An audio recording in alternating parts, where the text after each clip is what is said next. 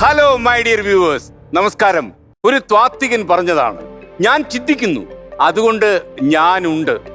ഇത് ചിന്ത, ചോദ്യം, ഉത്തരം ഇതെല്ലാമുള്ള അറിവിന്റെ വേദിയാണ്.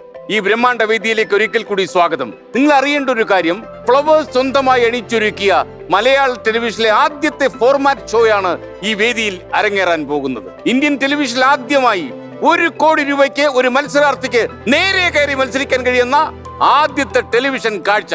എല്ലാവർക്കും ഒരിക്കൽ കൂടി സ്വാഗതം.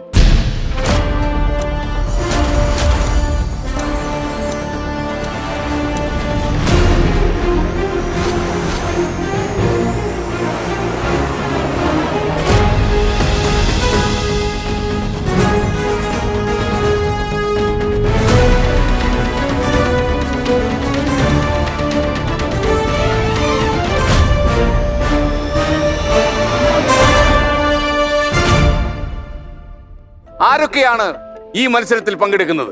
സംസ്ഥാനത്തുടനീളം ഞങ്ങൾ നടത്തിയ ശബ്ദ പരിശോധനയിലൂടെ, ഓഡിഷനിലൂടെ ഞങ്ങൾ തിരഞ്ഞെടുത്ത ആളുകൾ ഒരു എഴുത്തു പരീക്ഷിക്കുന്നു. അതിൽ നിന്ന് നിരന്തരമായ പരിശീലനത്തിലൂടെയും നിരന്തരമായ ഗ്രൂമിങ്ങിലൂടെയും ഞങ്ങൾ കണ്ടെത്തിയ ഒരു സംഘം മിടുക്കികളും മിടുക്കന്മാരുമാണ് ഈ പരിപാടിയിൽ പങ്കെടുക്കുന്നത്. ഇത് റോബോട്ടുകളുടെ കാലമാണ്. മനുഷ്യനെ വെല്ലുന്ന നിർമ്മിത ബുദ്ധിയുള്ള സാക്ഷാൽ റോബോട്ടുകളുടെ കാലം. ഈ വേദിയിൽ, ഈ ബ്രഹ്മാണ്ഡ വേദിയിൽ റോബോട്ടുകളുണ്ട്. ബുദ്ധിയിലും ചിന്തയിലും എന്നേക്കാൾ മുൻപനായി നിൽക്കുന്ന റോബോട്ടുകൾ. ഞാൻ പരിചയപ്പെടുന്നു, ലാന കുട്ടേട്ടൻ.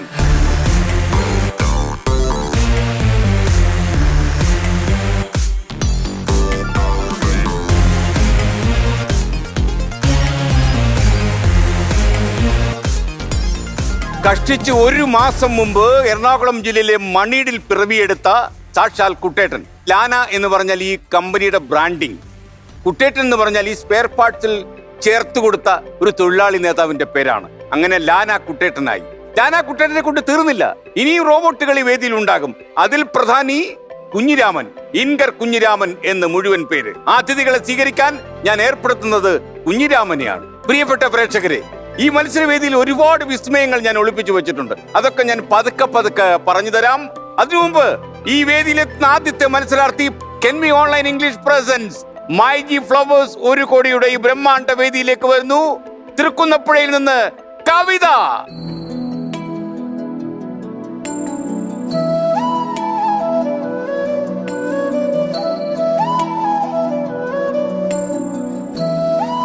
കവിതയുടെ ജീവിതം ഒരിക്കലും ഒരു കവിത പോലെ സുഗമവും സുന്ദരവുമായിരുന്നില്ല.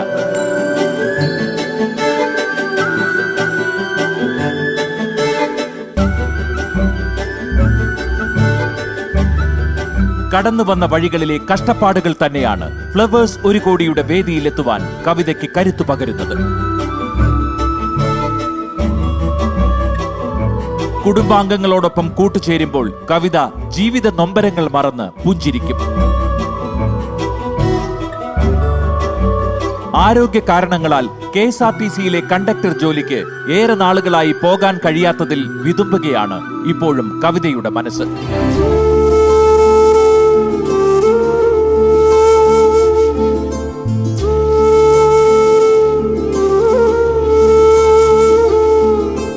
ഏറെ നാളത്തെ കാത്തിരിപ്പിനൊടുവിൽ കിട്ടിയ ഏകമകൾ കീർത്തന വിജയിന്റെ നന്മയാണ് ഈ അമ്മയുടെ സ്വപ്നവും ലക്ഷ്യവും.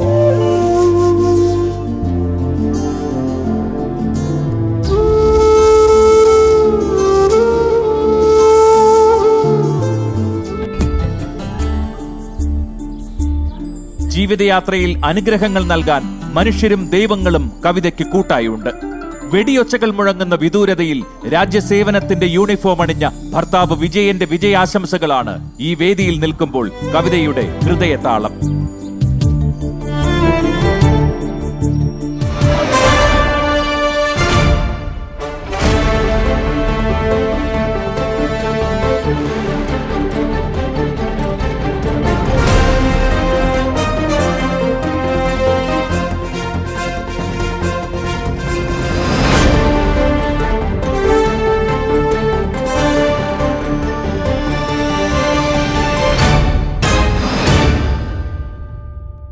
കവിത. അതെ സർ. പ്രതീക്ഷിച്ചോ? ഒട്ടും പ്രതീക്ഷിച്ചില്ല സർ. എല്ലാം പെട്ടെന്നായിരുന്നു. എല്ലാം പെട്ടെന്നായിരുന്നു. ഭർത്താവ് പട്ടാളത്തിലാണ്. അതെ സർ, പാരാമിലിറ്ററി. ആരുടെ ഭാഗ്യം?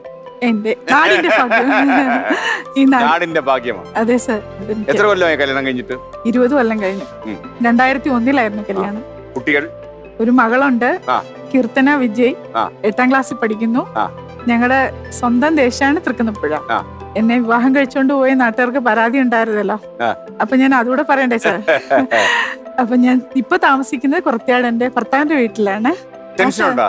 ടെൻഷൻ ഉണ്ടായിരുന്നു സാർ, ഇപ്പൊ കുറവുണ്ടല്ലേ? അപ്പൊ ഒരു ടെൻഷനും വേണ്ട, നമുക്ക് ടെമ്പറേച്ചർ നോക്കിയാലോ? ഇത് കോവിഡ് കാലമല്ലേ, ടെമ്പറേച്ചർ ഒക്കെ നോക്കി വെച്ച് കഴിഞ്ഞാലേ ഇല്ല സാർ, ഇങ്ങോട്ട് നിന്ന് കഴിഞ്ഞാൽ അതിലേക്ക് നോക്കി കഴിഞ്ഞാലേ ഫുൾ ഗ്യാരണ്ടി സാർ.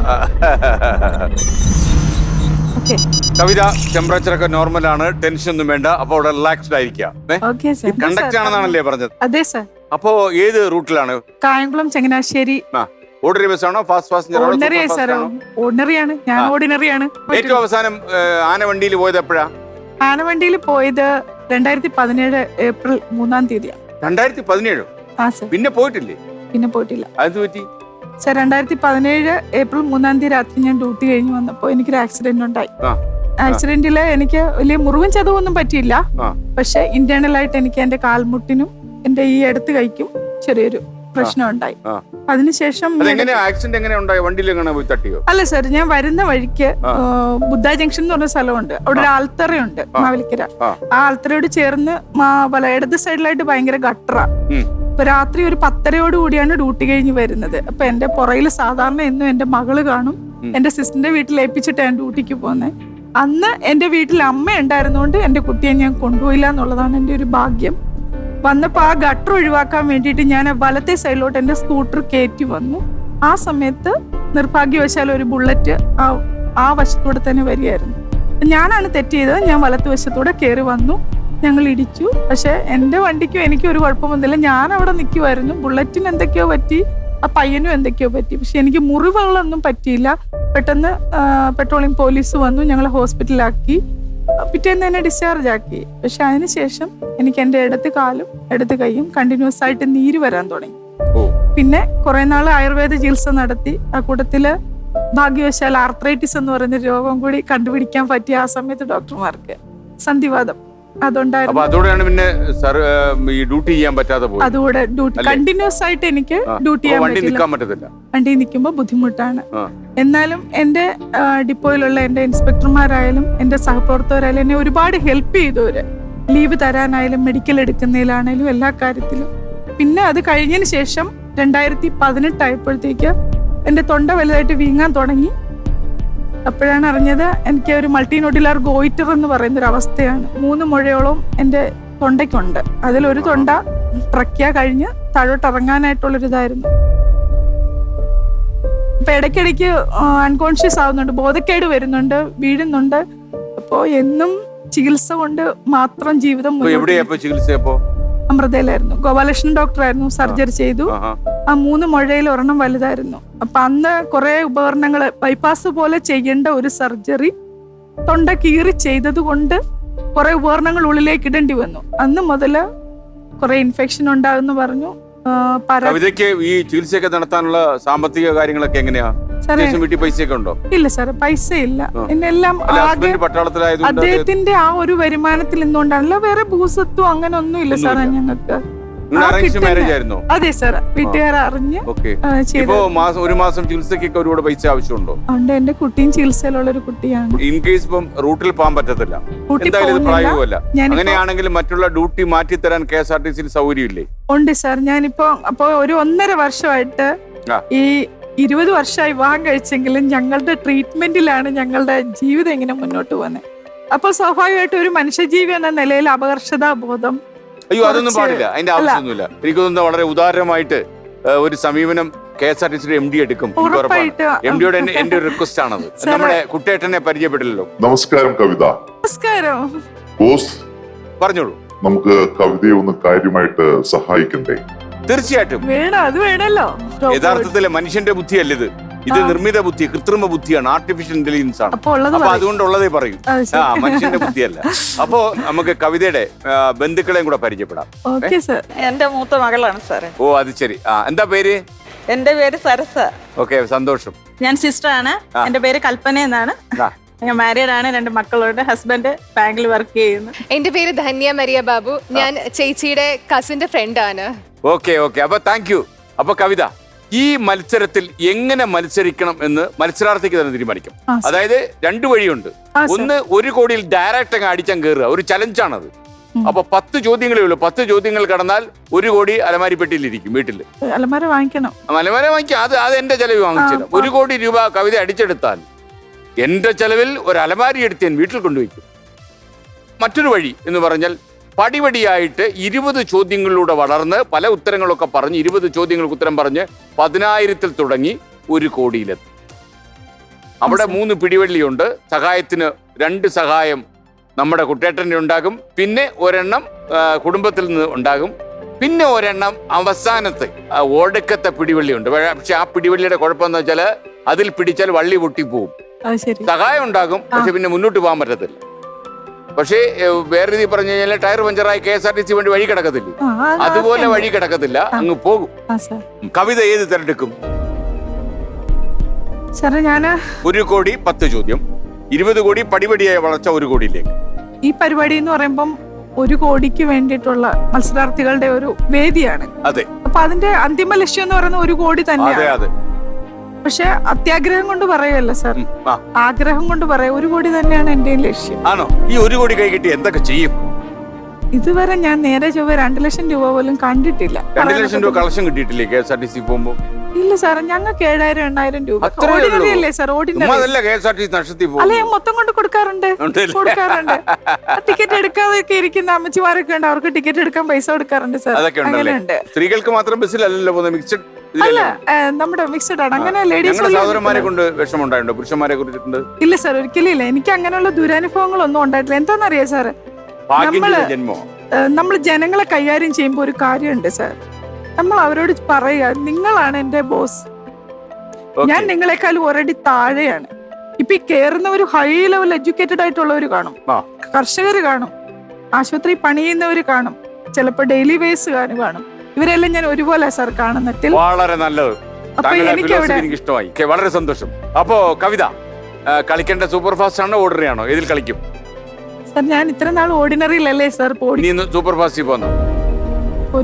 സൂപ്പർ ഫാസ്റ്റിൽ പോയാൽ തീർച്ചയായിട്ടും നല്ല മനസ്സാണ്. ആ ചലഞ്ച് ഏറ്റെടുക്കാനുള്ള ആ മാനസികാവസ്ഥ, ആത്മവിശ്വാസവും ഞാൻ അംഗീകരിക്കുന്നു. ഇത്രയും നാളും പ്രതിസന്ധി തന്നെ ഉണ്ടായിരുന്നുള്ളൂ സാർ ജീവിതത്തില്. അപ്പൊ ഈ പ്രതിസന്ധിയില് ഞാൻ ഇതും കൂടെ അങ്ങ് ഏറ്റെടുക്കുക സാർ. ഇത് കഴിഞ്ഞ് നാട്ടുകാരെന്നെ എന്താ പറയുന്നതെന്ന് അറിയത്തില്ല. അത്യാഗ്രഹം കാണിച്ചെന്ന് പറയൂ സാർ. ഇപ്പൊ കവിതയ്ക്ക് ടെൻഷൻ ഉണ്ടോ? ടെൻഷൻ ആദ്യം ഉണ്ടായിരുന്നു സാർ. ഇവിടെ വരുമ്പം ഒരുപാട് കുറഞ്ഞു സാർ. സാധനം കെട്ടി തന്നിട്ടുണ്ട്. ഇത് ഞാൻ വിചാരിച്ചു എനിക്ക് സമ്മാനമായിട്ട് തന്നാണ്. അല്ല, ഇതിപ്പോ എന്റെ അനിയത്തിയുടെ മോടെ വാച്ചാണ്. ഞാൻ വിചാരിച്ചു ഇത് കൊണ്ടുപോകാനായിട്ട് നോക്കി കാണിച്ചോളൂ പ്രേക്ഷകരെ. അതാണ് റിസ്റ്റ് ബാൻഡ്. അപ്പൊ ഇത് എന്തിനാ കിട്ടിയെന്ന് അറിയാമോ? നമ്മുടെ ഹാർട്ട് ബീറ്റ് ഒന്ന് അളക്കാൻ വേണ്ടിയാ. അപ്പൊ എനിക്ക് തോന്നുന്നത് ഈ ഇത്രയും വലിയൊരു വേദിയിൽ വരികയാണ്, ചോദ്യങ്ങൾ വരാൻ പോകുന്നു. അപ്പൊ കവിതയ്ക്ക് എന്തെങ്കിലും ടെൻഷൻ ഉണ്ടോ എന്ന് അറിയണ്ടേ? അത് നമുക്കൊന്ന് പരിശോധിച്ചിട്ട് പോവാം. ഓക്കെ, പരിശോധിച്ചു. കുട്ടേട്ട ഹാർട്ട് ബീറ്റ്.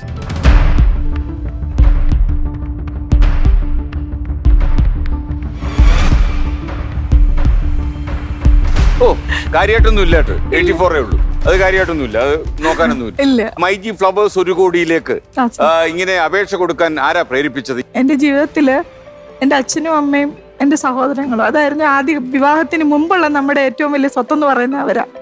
അപ്പം അച്ഛൻ കൽപ്പണിയൊക്കെ കഴിഞ്ഞ് വരുമ്പോൾ അല്പം സ്വല്പം മദ്യപിക്കും. പക്ഷെ ഇന്നത്തെ രീതിയിലുള്ള മദ്യപാനത്തിന്റെ യാതൊരു ദൂഷ്യഫലങ്ങളും ഇല്ലെങ്കിലും കുറച്ച് കുടുംബകാര്യങ്ങളെല്ലാം അമ്മയുടെ തലയിലായിരുന്നു എന്നുള്ളതാണ് വാസ്തവം. ഒരുപാട് ബുദ്ധിമുട്ടി അമ്മ MRS ഇല്ലേ, അതായത് മോഡൽ റെസിഡൻസ് സ്കൂളിലെ ഒരു ലാസ്റ്റ് ഗ്രേഡ് സെർവന്റ് ആയിരുന്നു. പക്ഷെ ആ വരുമാനത്തിൽ നിന്നുകൊണ്ട് എന്നെ BEd വരെ പഠിപ്പിച്ചു, അനിയത്തിയെ BA ഇംഗ്ലീഷ് വരെ പഠിപ്പിച്ചു, ആങ്ങളെ ഒരു IT 2 ട്രേഡില് അവനെ പഠിപ്പിച്ചു. അതിനുശേഷം എന്റെ വിവാഹം നടത്തി. അന്ന് അച്ഛനുണ്ടായിരുന്നു. അദ്ദേഹത്തിന്റെ കയ്യിൽ കാര്യമായ സമ്പാദ്യമൊന്നും കാണത്തില്ല. പക്ഷെ ഞങ്ങൾക്ക് ഏതെങ്കിലും ഒരു അവസരം നേടിത്തരാൻ അച്ഛൻ വളരെ മുൻപന്തിയിലായിരുന്നു. കവിതയുടെ ശബ്ദം ഇങ്ങനെ ഇടറുന്നു. വെള്ളം കുടിക്കണോ? ഇല്ല സാർ, ഇത് ഇങ്ങനെ സർജറിക്ക് ശേഷമാണ് ശബ്ദം ഇത്ര. ഒരു കാര്യം, യഥാർത്ഥത്തിൽ ഇവിടെ വരുന്ന അതിഥികൾക്കെല്ലാം നല്ല ഒന്നാന്തരം വെച്ചൂർ പശുവിന്റെ പാല് കൊടുക്കാനായിട്ട് ആതിഥേയനുണ്ട്. നമുക്ക് ഒരു മൊന്ത പാലുമായിട്ട് കുഞ്ഞിരാമൻ വരും ഇപ്പോ. കുഞ്ഞിരാമ,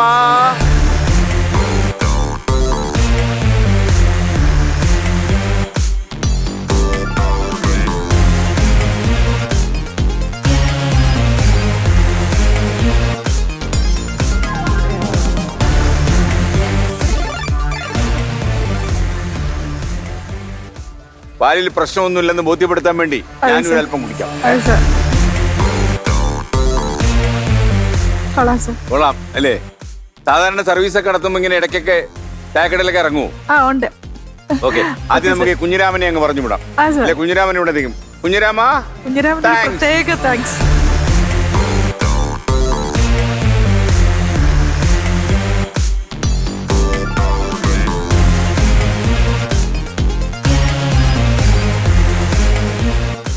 ഇത് കണ്ടപ്പോ കവിതയ്ക്ക് ഓർമ്മ വന്നില്ലേ ബസ്സിൽ ടിക്കറ്റ് എടുക്കാൻ മുന്നിലേക്ക് നീങ്ങുന്നത്? സാറേ, ഞാൻ ആദ്യമായിട്ട് സർവീസ് പോകുന്ന സമയത്തേ സനൽകുമാർ എന്ന് പറഞ്ഞൊരു സാറായിരുന്നു ഡ്രൈവർ.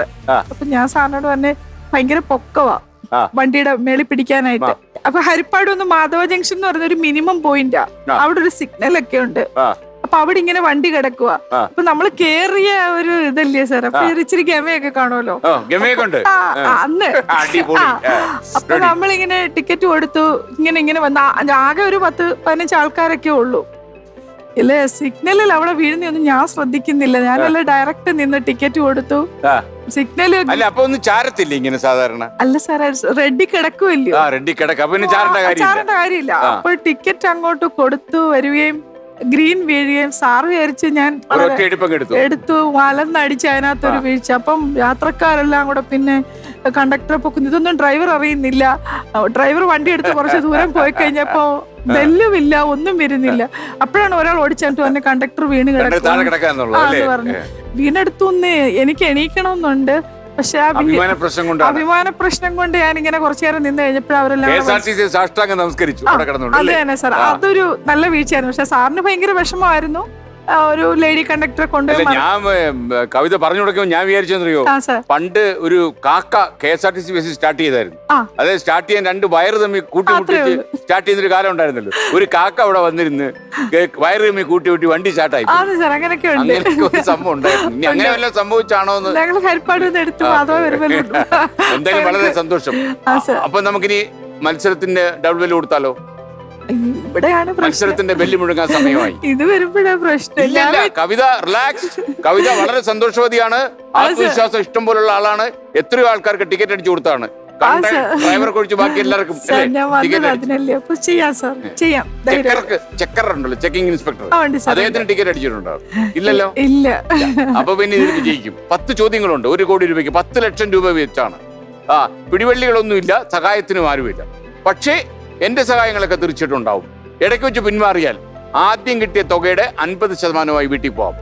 അപ്പൊ ഇപ്പം എവിടെ താമസിക്കുന്നതെന്നാ പറഞ്ഞേ? പുറത്തിയാടാണ്. പുറത്തിയാടിലെ ജനങ്ങൾ കാത്തിരിക്കുകയാണ് 1 കോടിയൊക്കെ ആയിട്ട് വീട്ടിലേക്ക് എത്തുന്നത്. വെള്ളിയാണെന്ന് ചില ആൾക്കാർ പറയുന്നു. പാട്ടുപാടിയ ജനം സഹിക്കത്തില്ല. അങ്ങ് ഉയരത്തിലെത്തിയാലേ മത്സരം തുടങ്ങാൻ പറ്റും. ഈ പ്ലാറ്റ്ഫോം അങ്ങ് ഉയർന്ന് ഒരു 6ാമത്തെ ലെവലിൽ എത്തി നിൽക്കും. ടെൻഷനില്ലല്ലോ, ഒരു ഒറ്റ പോക്കങ്ങ് പോകാം. അതെ, താങ്കൾ കണ്ടക്ടർ ആയിരുന്ന ആളായോണ്ട് ഞാൻ ഡബിൾ ബെല്ല് അടിച്ചങ്ങ് പോകും. ഒരു മിന്നൽ സർവീസ്. ഓക്കെ ലാന, ലെവൽ 6.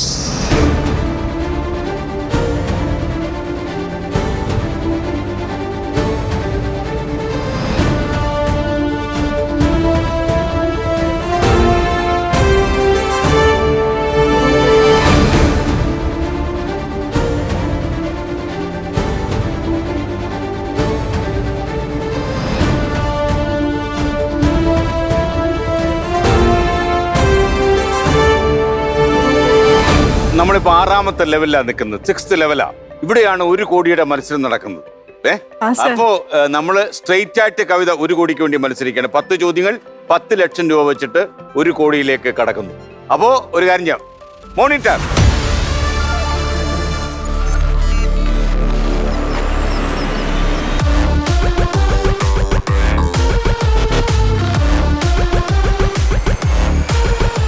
അപ്പൊ കവിത ഒരു ദൃശ്യം വരാൻ പോകുന്നു. അപ്പൊ ആ ദൃശ്യത്തിന്റെ അടിസ്ഥാനത്തിലാണ് ചോദ്യം. ആ ദൃശ്യം ഒന്ന് കാണാം.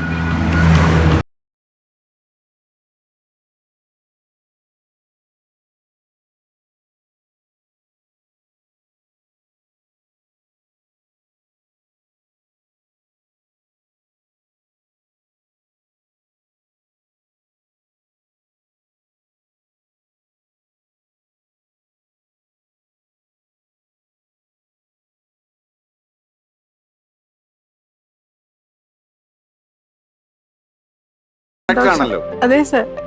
ഈ ബസ്സില് എല്ലാം കൂടി എത്ര പേരുണ്ടായിരുന്നു? എണ്ണിയായിരുന്നു? ഇല്ല സാർ, ചോദ്യം അതല്ല. ഓക്കെ, ഇത് കറക്റ്റ് ആയിട്ട് ചെയ്തില്ലെങ്കിൽ ഞങ്ങൾക്ക് അവിടെ പണി കിട്ടും. അവിടെ പോകാൻ പറ്റത്തില്ല അല്ലേ? അത് ഓക്കെ ഓക്കെ. അപ്പൊ 10 ലക്ഷത്തിന്റെ ചോദ്യമാണ്. 10 lakhs. ഏത് ചിത്രത്തിലേതാണ് ഈ ഗാനം? 5 ഓപ്ഷൻസ് ഉണ്ട്. ഓപ്ഷൻസ് പറയാം. A Romans, option B Ordinary, option C Aabhasam, option D Mayanadhi, option E Neerali. Romans ആണോ, ഓർഡിനറി ആണോ, ആഭാസമാണോ, മായാനദിയാണോ, നീരാളിയാണോ? ഏത് ചിത്രത്തിലെ പാട്ടാണ് ഇപ്പൊ കവിത കണ്ടത്? ആലോചിച്ച് പറഞ്ഞാൽ മതി. ഉറപ്പായിട്ടും എന്റെ ജീവിതമാണിത്. അപ്പൊ എന്റെ ജീവിതം വെച്ച് ഞാൻ ഒരിക്കലും കളിക്കത്തില്ല. ഇല്ല സർ. ഇതില് ഓപ്ഷൻ ബി ഓർഡിനറി ആണ് ഉത്തരം. ഓർഡിനറി ആണ്. ഏറ്റവും കൂടുതൽ സർവീസ് ഏതിലാ പോയിട്ടുള്ളത്? ഓർഡിനറി സർവീസിലാ സർ. ഓർഡിനറിയാ. ഈ സിനിമ കണ്ടോ? കണ്ടു സർ, ഈ സിനിമ കണ്ടു, ഇഷ്ടപ്പെട്ടു. അപ്പോ താങ്കൾ പറഞ്ഞ ഉത്തരം 10 ലക്ഷത്തിന്റെ ഉത്തരം ശരിയാണ്. അപ്പോ നേരിട്ട് 1 കോടിയിലേക്ക് കളിച്ചതിന്റെ ഗുണം ആദ്യമായിട്ട് താങ്കൾക്ക് ഇന്ന് ഈ ഷോയിൽ 10 ലക്ഷം രൂപ കിട്ടുന്നു. 10 lakh. 10 ലക്ഷത്തില് എത്ര പൂജ്യമുണ്ട്? 6 പൂജ്യം ഉണ്ടോ? ഉറപ്പാ അല്ലേ? 6 പൂജ്യമുണ്ട്. അപ്പൊ ഈ 10 ലക്ഷം രൂപ ഇപ്പൊ കൈ കിട്ടി.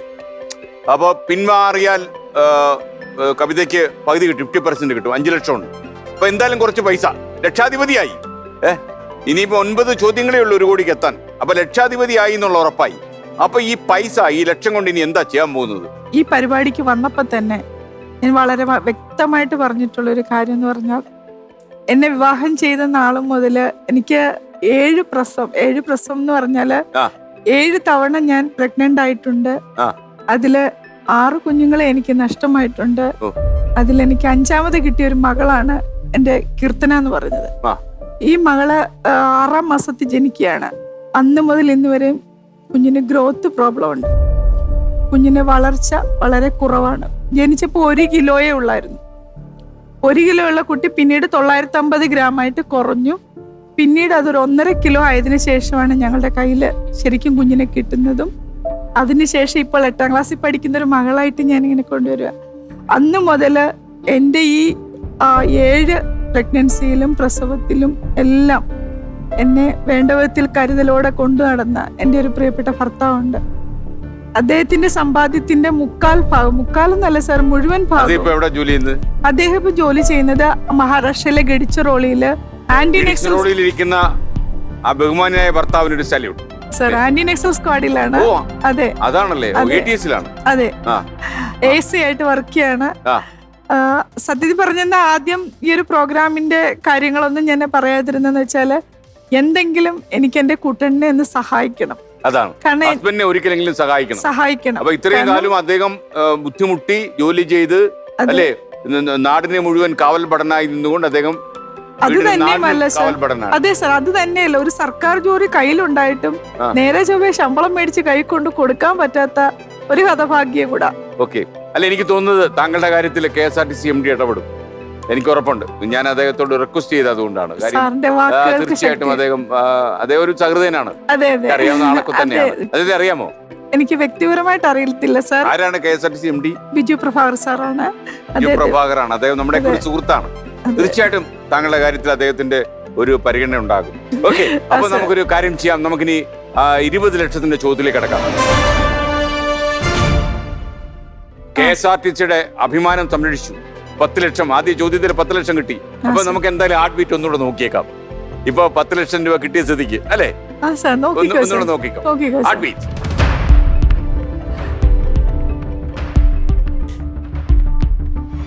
ഓ, വളരെ റിലാക്സ്ഡ് ആട്ടോ. എനിക്ക് വളരെ സന്തോഷം. സാധാരണ ഇത്രയൊക്കെ പൊങ്ങി ഇവിടെ വന്ന് ചോദ്യമൊക്കെ ഞാൻ 2ാമത്തെ ചോദ്യം മിക്കവാറും എല്ലാവരും സെഞ്ചുറി അടിച്ചു, 100 പുറത്ത് പോയി. ഇപ്പൊ താങ്കളുള്ള 90 വെളുത്ത് പാടില്ലല്ലേ. മാത്രമല്ല എനിക്കൊന്ന് ഈ പ്ലാറ്റ്ഫോം ഒക്കെ പൊങ്ങുന്ന സമയത്തൊക്കെ താങ്കൾ പയർ പോലെ നിന്ന് ചില ആൾക്കാർ പറയുന്നുണ്ട്. കാരണം എന്താ പറയുക, KSRTC കുടുങ്ങി പോയി എത്ര കൊല്ലത്തെ പരിചയം അല്ലേ. ഇപ്പൊ റോഡൊക്കെ സ്മൂത്താ, പണ്ടത്തെ കുഴിയിലൊക്കെ ചാടി അല്ലേ. അപ്പോ ചോദ്യത്തിലേക്ക് കടക്കാം. മോണിറ്റർ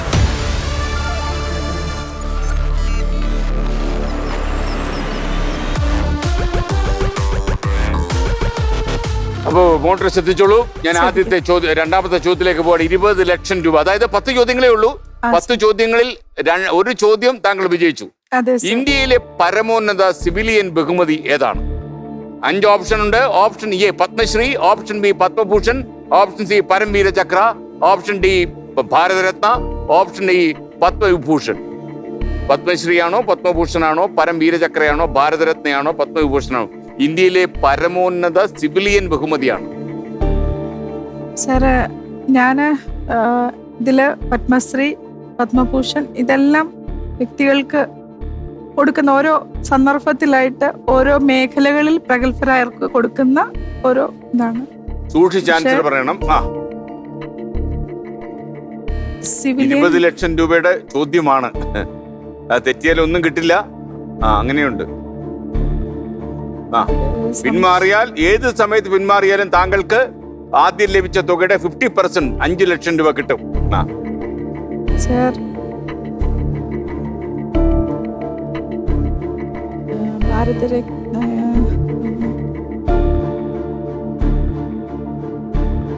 സർ, ഞാൻ പറയുന്നു ഓപ്ഷൻ ഡി ഭാരതരത്ന.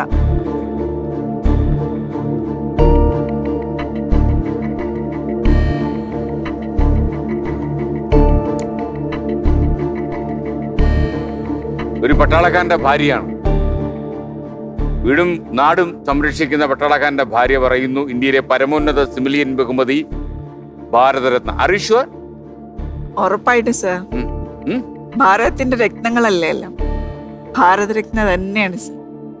എനിക്ക് സാറിന്റെ ചിരിക്കുന്ന മുഖം മതി ഉത്തരത്തിന്. അപ്പോ കവിത പറഞ്ഞ ഉത്തരം, KSRTCയെ സാക്ഷിയാക്കി കവിത പറഞ്ഞ ഉത്തരം, ഇത്രകാലവും സർവീസ് നടത്തിയ എല്ലാ KSRTC ബസ്സുകളെയും മനസ്സിൽ ഒളിപ്പിച്ചുകൊണ്ട്, അല്ലേ, ഓർമ്മയിൽ എടുത്തുകൊണ്ട് പറഞ്ഞ ഉത്തരം ഡി ആണ് പറഞ്ഞത്, ഭാരതരത്ന. താങ്കൾ പറഞ്ഞ 20 ലക്ഷത്തിന്റെ ഉത്തരം, താങ്കൾ പറഞ്ഞ ഉത്തരം എന്റെ ഹാർട്ട് ബീറ്റ് കൂട്ടി 100-നപ്പുറം കൊണ്ടുപോയി സാർ. എന്താ ചെയ്യുക? താങ്കൾ പറഞ്ഞ ഉത്തരം ശരിയാണ്.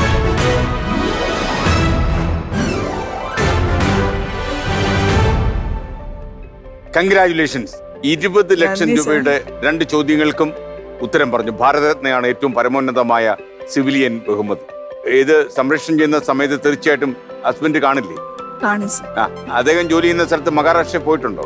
ഇല്ല സർ, അവിടെ നക്സൽ ഏരിയ ആണ്. എന്നോട് പറഞ്ഞു 2 യുദ്ധം ചെയ്യാൻ പറ്റത്തില്ല എന്ന് വെച്ചാൽ നക്സലുകളോടും പറ്റത്തില്ല. മറ്റേതാകുമ്പോ ഭാര്യയെ കുറിച്ച് നല്ല ധാരണയാണ്. അല്ല, അവിടുത്തെ ഒരു കണ്ടീഷൻ എങ്ങനെയാ സാർ. പക്ഷെ എന്നെ ശ്രീനഗറൊക്കെ കൊണ്ട് കാണിച്ചിട്ടുണ്ട്. അങ്ങനെ ഒരു ഭാഗ്യം, ഒരു പട്ടാളക്കാരന്റെ ഭാര്യ ആയതുകൊണ്ട് അവിടെയൊക്കെ വളരെ അഭിമാനത്തോടെ പറയാം സാർ. എനിക്ക് കവിതയ്ക്ക് പണം ഒരുപാട് ഉണ്ടാക്കാനുള്ള ആർത്തിയുണ്ടോ? ഇല്ല സാർ, ഒരിക്കലും ഇല്ല. പക്ഷെ നിലനിൽക്കണമെന്ന് ആഗ്രഹമുണ്ട്. പക്ഷെ പണം ഉള്ളവർക്ക് സ്ഥാനമുണ്ടോ? പണമുള്ളവർക്ക് സ്ഥാനം ഇല്ല സാർ. ഇല്ലല്ലേ? ഇല്ല. പണം കൊണ്ട് പ്രയോജനമില്ല. ഇല്ല സാർ. എന്താന്ന് വെച്ചാല് പണത്തെ ഒരു മാനദണ്ഡം, നമ്മുടെ സൗഹൃദങ്ങളില് പണം ഞാൻ ഒരിക്കലും അവരുടെ സൗഹൃദത്തില് പണത്തെ ഞാൻ ആഗ്രഹിച്ചിട്ടുമില്ല. പക്ഷെ എനിക്കൊരു സുഹൃത്തുണ്ടായിരുന്നു, അത് പറയുന്നതിൽ ബുദ്ധിമുട്ടുണ്ടോ? സാറിന് സമയമുണ്ടോ കേൾക്കാൻ? പറഞ്ഞോളൂ. എന്റെ ഈ കഥകളൊക്കെ ഞാൻ അതിന് എല്ലാ കഥകളും ഞാൻ കേൾക്കാനായിട്ട് തയ്യാറല്ലേ വന്നത്. സാറേ, എന്നെ SD കോളേജിലാണ് പഠിച്ചത്. അപ്പോ അവിടെ എനിക്ക് തോന്നുന്നു SD കോളേജിലെ നാഷണൽ സർവീസ് സ്കീമിന്റെ ഒക്കെ ഒരു എല്ലാ മേഖലയിലും അങ്ങ് ചെല്ലു സാർ. അങ്ങ് എനിക്കൊരു ഇരട്ടപ്പേരുണ്ടായിരുന്നു. അതിപ്പം വേണ്ട, അത് പറയണ്ടല്ലേ. അപ്പൊ എന്നാലും അങ്ങനെ ആ ഒരു ഇരട്ടപ്പേരൊക്കെ ഉണ്ട്. എവിടെയും കാണും ഞാൻ. അവിടുന്ന് 95 ഞാൻ കഴിഞ്ഞിറങ്ങിക്കഴിഞ്ഞു. ഒരു 25 വർഷത്തിന് ശേഷം എന്റെ കൂടെ പഠിച്ചൊരു ഫ്രണ്ട് എന്നെ ഫോൺ വിളിച്ച് അന്വേഷിച്ചിട്ട് ഞങ്ങളുടെ വീട്ടിലേക്ക് വരണം എന്ന് പറഞ്ഞ്. അപ്പൊ എന്താണ്, അവര് ഓസ്ട്രേലിയയിലാണ്, ഫാമിലിയോടാണ്, വളരെ വൻ സെറ്റപ്പാണ്, 2 കുട്ടികളുണ്ട്, എല്ലാം ഉണ്ട്. അവര് വന്നു. അവര് സന്തോഷമായിട്ട്, ഞങ്ങൾ കടയിൽ നിന്ന് വാങ്ങിച്ച പൊറോട്ട, ബീഫോ അങ്ങനെയുള്ള ഒന്നും കഴിച്ചില്ല. വീട്ടിലെ സാധാ ചോറും ഇതെല്ലാം. അപ്പൊ തന്നെ എന്റെ മനസ്സ് അറിഞ്ഞു, ഇവർ ഇത്രയും സിമ്പിൾ ആണല്ലോ നമ്മളുടെ വിചാരിച്ച് കഴിച്ചു. പോകാൻ നേരത്ത് ഞങ്ങൾക്ക് കുറച്ച് പൈസ തന്നു, എൻ്റെ മകൾക്ക് ഇതൊക്കെ കൊടുത്തു. അപ്പൊ ഞാൻ വിചാരിച്ചു, ഇത്രയ്ക്ക് എന്നെ കരുതുന്നുണ്ടല്ലോ. 25 വർഷമായിട്ട് എന്നെ മറന്നു പോകാത്തൊരു സൗഹൃദം. അവര് തിരിച്ചു പോകാൻ നേരത്ത് ഞാൻ അവിടെ ചെന്നു. അപ്പൊ എന്നെ കെട്ടിപ്പിടിച്ചിട്ട് പറഞ്ഞത്, ഇനി എപ്പോൾ ഞാൻ നാട്ടിൽ വന്നാലും കവിതയെ കണ്ടിരിക്കും. അപ്പൊ അന്ന് എന്റെ പേര് എന്റെ പാട്ടിലെ റിംഗ് ടോൺ ആയിട്ട് കിടന്ന ഒരു മാടപ്രാവേ എന്നുള്ള പാട്ട് അത് എന്റെ പേരായിട്ട് അടിച്ചിട്ടു പോയി. കുറച്ച് നാൾ കഴിഞ്ഞ് ഞാനും എന്റെ സിസ്റ്ററും കൂടെ അവരുടെ വീടിന്റെ വാതിക്കൽ കൂടി ഇങ്ങനെ സ്കൂട്ടറിൽ വരുമ്പം ഇവര് ഒരു ഫിലിമിന് പോകാനായിട്ട് കാറിൽ ഫാമിലി ആയിട്ട് ഇറങ്ങുന്നു. അപ്പൊ എന്നെ കണ്ടോണ്ടേ പെട്ടെന്ന് ഞാൻ അവരെ കണ്ടോണ്ടേ അയ്യോ എപ്പോ വന്നു, ഇന്നലെയാണോ വന്നേന്ന് ചോദിച്ചു. അന്നേരം അവർ വളരെ സങ്കോചത്തോട് പറഞ്ഞല്ല, ഞങ്ങള് 2 മാസമായി വന്നിട്ട് എന്ന് പറഞ്ഞു. ഞാൻ പറഞ്ഞു എന്താ എന്നെ വിളിക്കാഞ്ഞേ? അത് നിന്റെ നമ്പർ ഇല്ലായിരുന്നു, അതങ്ങ് ഡിലീറ്റ് ആയി പോയെന്ന് പറഞ്ഞു. അന്നേരം പെട്ടെന്ന് പറഞ്ഞു എന്നാ നമ്പർ പറഞ്ഞോളൂ കവിത എന്ന് പറഞ്ഞു. നമ്പർ അടിച്ചപ്പോ മാടപ്രാവ് എന്നുള്ള പേരാ ഫോണിലുണ്ട്. അവര് ഡിലീറ്റ് ആയി എന്ന് വെച്ച് കള്ളത്തരം പറഞ്ഞാണ്.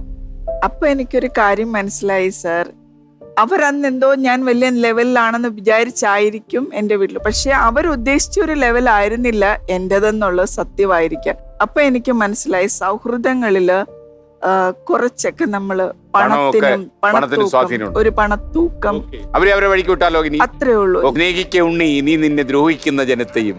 അപ്പൊ ഒരു കാര്യം ചെയ്യാം, നമുക്ക് ഇനി അടുത്ത ചോദ്യത്തിലേക്ക് പോകാം. അപ്പൊ നമ്മൾ ഇനി ചോദ്യത്തിലേക്ക് കിടക്കാം. 30 ലക്ഷത്തിന്റെ ചോദ്യമാണ്.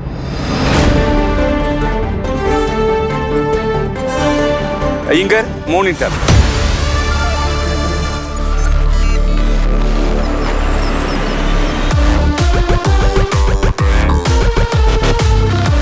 മൈജി ഫ്ലവേഴ്സ് 1 കോടിയിൽ വരുമ്പോൾ വിചാരിച്ചിരുന്നോ ഇങ്ങനെ ഒരു 1 കോടിയിൽ ഡയറക്റ്റ് കളിക്കും, അതിലെ ആദ്യത്തെ 20 ലക്ഷത്തിന്റെ ചോദ്യങ്ങൾക്ക് ഉത്തരം നൽകും, അതൊക്കെ ആലോചിച്ചിരുന്നോ?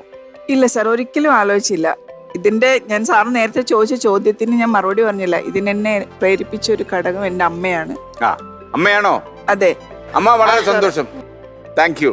അപ്പോ നമുക്കിനി ചോദ്യത്തിലേക്ക് വരാം. ഓ സർ. കങ്കാരുക്കളുടെ നാട് എന്നറിയപ്പെടുന്ന രാജ്യം ഏതാണ്? 5 ഓപ്ഷൻ ഉണ്ട്. Option A India, option B Pakistan, option C Thailand, option D Australia, option E New Zealand. പഴയ ഓസ്ട്രേലിയ കഥയൊക്കെ മറക്കണേ. 5 ഓപ്ഷൻ ഉണ്ട്. കങ്കാരുകളുടെ നാട് എന്നറിയപ്പെടുന്ന രാജ്യം. പണ്ട് അമ്മ ഞങ്ങളെ കൊണ്ടു നടക്കുമ്പോ പറയുമായിരുന്നു കങ്കാരുക്കളെ കൊണ്ട് നടക്കും. അപ്പൊ അത് ഇന്ത്യയാണോ, പാകിസ്ഥാനാണോ, തായ്ലൻഡ് ആണോ, ഓസ്ട്രേലിയ ആണോ, ന്യൂസിലാൻഡ് ആണോ? 30 ലക്ഷത്തിന്റെ ചോദ്യമാണ്. സൂക്ഷിച്ച് ആലോചിച്ച് മറുപടി പറഞ്ഞാൽ 30 ലക്ഷം കീശയിലിരിക്കും. പറയട്ടെ സർ. ഇമോഷണലായോ കങ്കാരു പറഞ്ഞപ്പോ? കങ്കാരു പറഞ്ഞപ്പോ ഇമോഷണലായി. കാരണം അതുപോലെ കൊണ്ടു നടന്നെയാണ് ഞങ്ങളെ. മനസ്സിലായി. എന്താ സാർ പറയണ്ടേ, നമ്മള് ഓരോ തവണ എന്റെ ജീവിതത്തിൽ പ്രതിസന്ധി ഉണ്ടാകുമ്പോൾ എനിക്ക് ശക്തി തരുന്ന ഒരു പ്രധാന ഘടകമായിരുന്നു എന്റെ അമ്മ.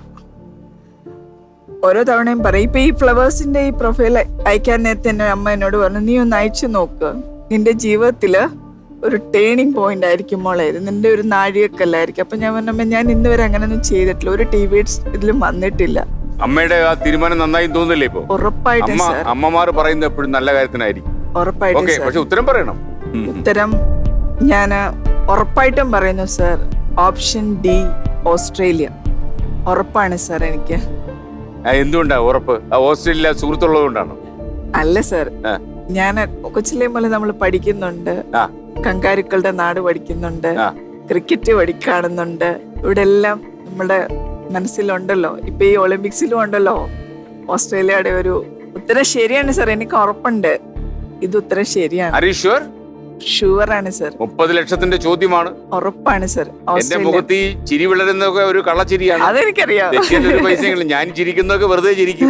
പക്ഷെ ഇതെനിക്ക് വിശ്വസിക്കാം സാർ. വിശ്വസിക്കാം. ഓസ്ട്രേലിയ ആണോ? അതെ സർ, ഓസ്ട്രേലിയ ആണ്. ഉറപ്പാണോ?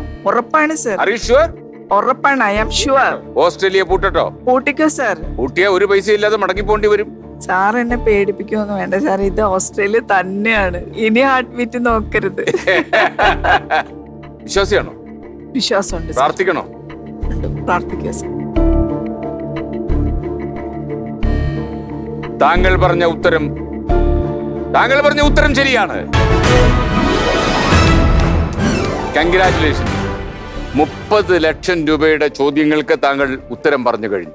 എനിക്ക് തോന്നുന്നു ഒരു പക്ഷേ വീട്ടിൽ നിന്ന് ഇറങ്ങുമ്പോഴും അമ്മ എന്ന് പറയുമ്പോഴും ഒന്നും ഇത് വിചാരിച്ചില്ല. ഫ്ലവേഴ്സ് 1 കോടിയിലേക്ക് വരുമ്പോ ഇങ്ങനെ 1 കോടിയിലേക്ക് ഒരു യാത്ര ആദ്യം തന്നെ തുടങ്ങുമെന്നും വിശ്വസിച്ച് കാണില്ല. ഇല്ല സാർ, ഒരിക്കലും ഇല്ല. ഇപ്പൊ എന്താ കവിതയുടെ മനസ്സിൽ? സാറേ ഞാനത് പറഞ്ഞോട്ടെ, ഏതൊരു പട്ടിക്കും ഒരു ദിവസം വരും. അങ്ങനെയുള്ള കാര്യമാണോ പറഞ്ഞേ? അല്ല സാർ, ഒരിക്കലും ഇല്ല സാർ, അങ്ങനല്ല പറഞ്ഞേ. Any dog has a day. Any dog. ഞാൻ ജീവിതത്തിൽ ആലോചിക്കാറുണ്ടത്. അതെ സാർ. എന്റെ ദിവസം ഇനിയും വന്നിട്ടില്ല. കവിത നന്നായി നാടൻ പാട്ട് പാടും. ആഹാ, കുട്ടേട്ടൻ മനസ്സിലാക്കിയിരിക്കുന്നു. അപ്പൊ കവിത നമുക്കൊരു രണ്ടുപേര് കേട്ടാലോ? സാർ ഓക്കെ, പാടാം. പിന്നെന്താ? കൈതവരമ്പത്തും കറുകവരമ്പത്തേ കൈതപ്പൂവും ചൂടി നടക്കും പെണ്ണിവളേതാണോ? കൈതവരമ്പത്തും കറുകവരമ്പത്തേ കൈതപ്പൂവും ചൂടി നടക്കും പെണ്ണിവളേതാണോ?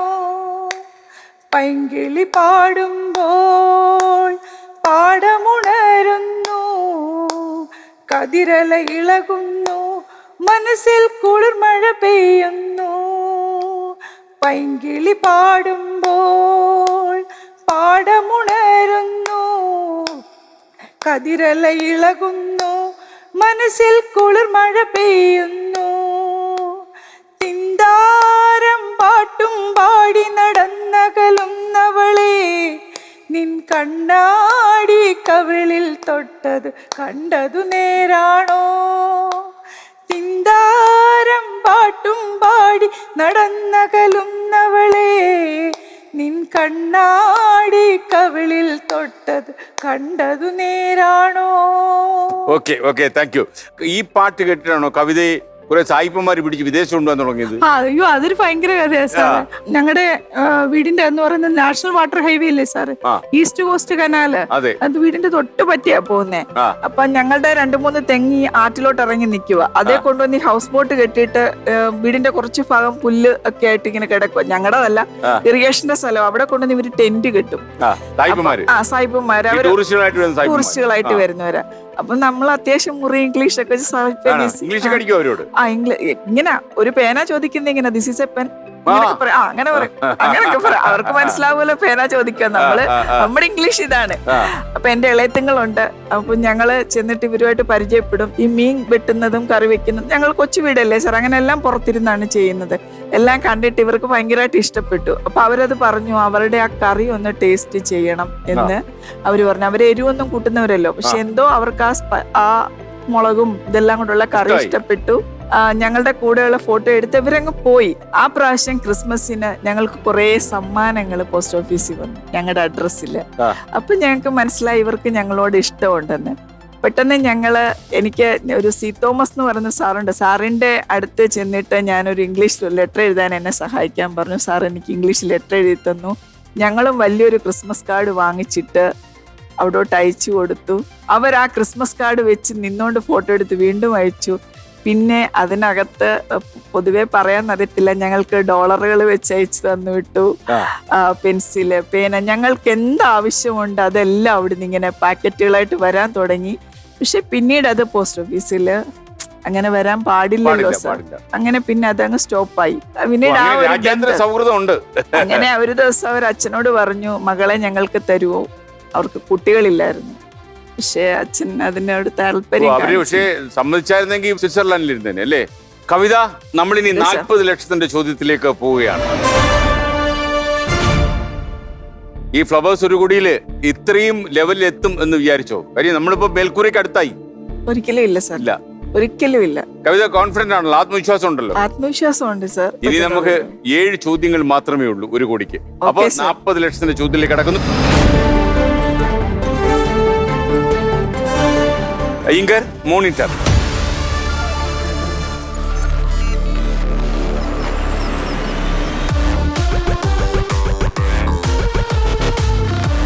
ചോദ്യം ഇതാണ്: മാക്സ്വെൽ മോൺസ് പർവ്വതം സ്ഥിതി ചെയ്യുന്നത് എവിടെയാണ്? 5 options. Option A Europe, option B Africa, option C Antarctica, option D ശുക്രൻ, ഓപ്ഷൻ ഇ ചൊവ്വ. മാക്സ്വെൽ മോൺസ് പർവ്വതം സ്ഥിതി ചെയ്യുന്നത് എവിടെയാണെന്നാണ് ചോദ്യം. യൂറോപ്പാണോ, ആഫ്രിക്കയാണോ, അന്റാർട്ടിക്കയാണോ, ശുക്രനാണോ, അതോ ഇനി ചൊവ്വയാണോ? തെറ്റിയാൽ ഒന്നും കിട്ടില്ല എന്നുള്ളത് മറന്നു പോകരുത്. ഉത്തരം ശരിയാണെങ്കിൽ 40 ലക്ഷം കടക്കും. പിൻവാങ്ങിയാണെങ്കിൽ ആദ്യം കിട്ടിയതിന്റെ 50% കിട്ടും, 5 ലക്ഷം കിട്ടും. തെറ്റിയാൽ ഒരു പൈസയും കിട്ടാതെ തൃക്കുന്നപ്പുഴ വഴി പുറത്തിയാടിലേക്ക് പോകും അല്ലേ? സാർ, നമുക്ക് ജീവിതത്തിൽ ഞാൻ സ്വപ്നം കാണാത്തൊരു സംഖ്യയാണ് പറഞ്ഞിരിക്കുന്ന 30 ലക്ഷം. 30 ലക്ഷം അല്ലേ? ഞാൻ സ്വപ്നം കാണാത്തൊരു തുകയാണ്. ആ. അപ്പൊ അത് നഷ്ടപ്പെടുത്താൻ ഞാൻ ആഗ്രഹിക്കുന്നില്ല. അല്ല, ഇപ്പൊ പിന്മാറുകയാണെങ്കിൽ, ഇപ്പൊ ഈ പാതി വഴിയിൽ പിന്മാറുകയാണെങ്കിൽ കവിതയ്ക്ക് 5 ലക്ഷമേ കിട്ടും. പാതി വഴിയിൽ പിന്മാറിയ. അതെ, ഉത്തരം തെറ്റിയാൽ ഒന്നും കിട്ടില്ല. അതാണ് ഈ കളിയുടെ നിയമം. കവിതയ്ക്ക് ഈ പറയുന്ന സ്ഥലങ്ങളൊക്കെ സുപരിചിതമാണോ? അല്ല സർ. അപ്പൊ പിന്നെ ഊഹ കച്ചവടമേ പറ്റൂ. അത്രേ ഉള്ളൂ. അല്ലേ? കറക്കി കുത്ത്. അതെ, ഹച്ചാൽ കറക്കി കുത്ത്. അത്രേ ഉള്ളൂ. കറക്കി കുത്തിയാൽ ചിലപ്പോ തെറ്റിയാൽ എനിക്ക് ഒന്നുമില്ലാതെ പോകേണ്ടി വരും. ഇവിടെ എനിക്ക് സാറിനും ഒന്നും ചെയ്യാൻ പറ്റത്തില്ല. ഒന്നും പറ്റത്തില്ല. കാര്യം നിയമമാണ്. അതെ, ലക്ഷക്കണക്കിന് ആൾക്കാരെ സാക്ഷിയാക്കിയല്ലേ നമ്മൾ കളിക്കുന്നത്. അതെ സർ. അപ്പൊ അതുകൊണ്ട് ഞാൻ പിന്മാറാന്ന് വിചാരിക്കുകയാണ് സർ. ഈ 5 ലക്ഷം കൊണ്ട് കവിതയ്ക്ക് എന്താ ഗുണം ഉണ്ടാവുക? സാർ, ഇവള് ഡെയിലി ഇഞ്ചക്ഷൻ 600 രൂപയോളം വില വരുന്നൊരു ഡെയിലി ജീനോട്രോപ്പിൻ എന്ന് പറയുന്ന ഇഞ്ചക്ഷൻ എടുത്തോണ്ട് എല്ലാ ദിവസവും വേണ്ട ആളാണോ? എല്ലാ ദിവസവും എനിക്ക് അപ്പൊ വലിയൊരു തുക ഒരു മാസം വേണമല്ലോ. ഉണ്ട് സാർ, വലിയൊരു തുക വേണം. ഒരു 5 ml മരുന്നാണ് ഒരു പേനയ്ക്കകത്ത്. എനിക്ക് തോന്നുന്നു കവിതയുടെ ഈ സംഭവങ്ങളൊക്കെ ഒരുപാട് ആൾക്കാർ ഇപ്പോ ഇരുന്ന് കണ്ടുകൊണ്ടിരിക്കുകയായിരിക്കും. അവരൊക്കെ, എനിക്കിപ്പോ എന്റെ മനസ്സ് പറയാണ്, കവിതയെ സഹായിക്കാൻ ഒരുപാട് ആളുകൾ വരും. ഒരുപക്ഷെ ഇത് കവിതയുടെ ജീവിതത്തിലെ ഒരു, കവിത പറഞ്ഞില്ല, ഒരു വഴിത്തിരിവാണെന്ന്. ചിലപ്പോൾ ഒരു വഴിത്തിരിവായെന്ന് വരാം. ഒരുപാട് കാര്യം ലോകത്തിന്റെ പല ഭാഗങ്ങളിൽ ഈ ഫ്ലവേഴ്സിന്റെ പ്രേക്ഷകരുണ്ട്. ഇത്രയും വലിയൊരു ചാനലില് ആ ചാനൽ ഹെഡിനോടൊപ്പം നിന്ന്, അതാണ് സാർ ഏറ്റവും വലിയൊരു ഭാഗ്യം എന്ന് വെച്ചാൽ. ശ്രീകണ്ഠൻ നായർ സാർ എന്ന് പറയുന്നത് ഏകദേശം ദൂരദർശൻ തുടങ്ങിയ കാലം മുതല് അങ്ങനെയൊന്നുമില്ല കവിത, നമ്മളെല്ലാം സാധാരണ മനുഷ്യരാ. എനിക്ക് അങ്ങനെ ഒരു അതീതമായ എന്റെ മുന്നില് സാറിന് വലിയൊരു പ്രതിഷ്ഠയാണുള്ളത്. അത് ഞാൻ സത്യസന്ധമായിട്ട് പറയേണ്ടി വരും. കവിതയുടെ നല്ല മനസ്സിന് നന്ദി. പക്ഷെ ഞാൻ അങ്ങനെ ഒരു വളരെ ഉയരങ്ങൾ അങ്ങനെയൊന്നുമില്ല. ഞാനൊരു സാധാരണ മനുഷ്യൻ. എനിക്ക് എന്റെ പ്രേക്ഷകരെ വിശ്വാസമാണ്. ഇപ്പൊ ഒരു 2-3 കോടി ആളുകൾ ഫ്ലവേഴ്സ് കാണുന്നവരുണ്ട് ലോകത്തിന്റെ പല ഭാഗങ്ങളിലായിട്ട്. അപ്പൊ അവരിതൊക്കെ കാണുന്നുണ്ട്. അപ്പൊ അതുകൊണ്ട് തന്നെ കവിതയെ സഹായിക്കാൻ അവർ മുന്നോട്ട് വരും എന്ന് ഞാൻ അവർക്ക് വേണ്ടി പറയുക. തീർച്ചയായിട്ടും. അപ്പൊ കവിതയുടെ ബുദ്ധിമുട്ടുകളും ക്ലേശങ്ങളും ഒക്കെ ഞാൻ അത് മനസ്സിലാക്കുന്നു. തീർച്ചയായിട്ടും കവിതയ്ക്ക് നല്ലതേ വരൂ. അപ്പൊ ഒരു കാര്യം ചെയ്യാം, കവിത ചോദ്യത്തിന് ഉത്തരം പറയാതെ പിൻവാങ്ങുകയാണ്. ഇനി ചുമ്മാ വെറുതെ വേണമെങ്കിൽ ഈ മാക്സ്വെൽ മോൺസ് പർവ്വതം എവിടെയാണെന്ന് പറഞ്ഞു. ആഫ്രിക്ക ഉത്തരം തെറ്റാണ്. കവിത ശുക്രനാണ് ശരി ഉത്തരം. അപ്പോ കവിത എടുത്ത തീരുമാനം ശരിയായിരുന്നു. അപ്പൊ ഈ ഉത്തരം തെറ്റിച്ചതിന് ഒരു പൈസയും ഇല്ലാതെ മടങ്ങി പോകേണ്ടി വന്നതിന് ഇപ്പൊ 5 ലക്ഷം രൂപ കേസിലുണ്ട്. ഓക്കെ, അപ്പൊ നമുക്കൊന്ന് താഴോട്ട് പോയാലോ? പോകാം സാർ. Thank you.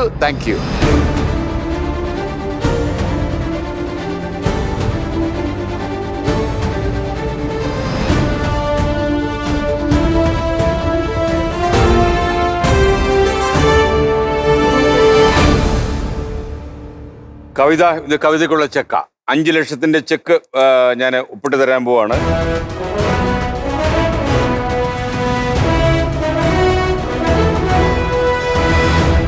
അപ്പോൾ ഇത് കൂടാതെ ഫ്രഷ് ടു ഹോം നൽകുന്ന ഒരു ഗിഫ്റ്റ് വൗച്ചറും ഉണ്ട്.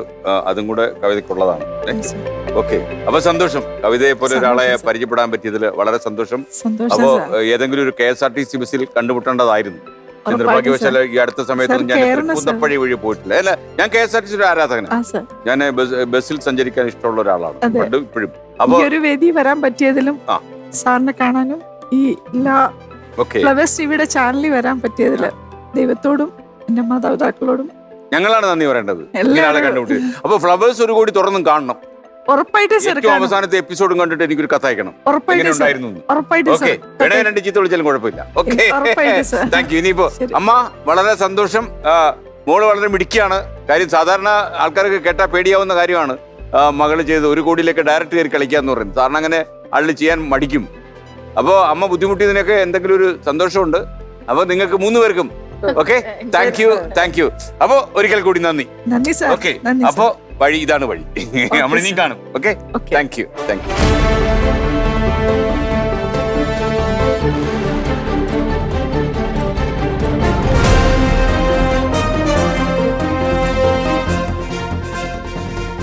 ഓരോ മനുഷ്യന്റെയും ജീവിതം എത്രമാത്രം ദുരിതം പിടിച്ചതാണ് എന്ന് നമ്മൾ അവരുടെ ജീവിതത്തിലേക്കോ കടന്നു ചെല്ലുമ്പോഴാണ് അറിയുന്നത്. കവിതയുടെ കാര്യങ്ങൾ കേൾക്കുമ്പോൾ ക്ലേശിക്കാൻ മാത്രം ജീവിച്ചതുപോലെ തോന്നും നമുക്ക്. പക്ഷെ നമുക്ക് ഈ വിജ്ഞാനത്തിന്റെ വേദിയിൽ നമുക്ക് ഇതുപോലുള്ള ഒരുപാട് കഥകൾ ഇനിയും കേൾക്കേണ്ടി വരും.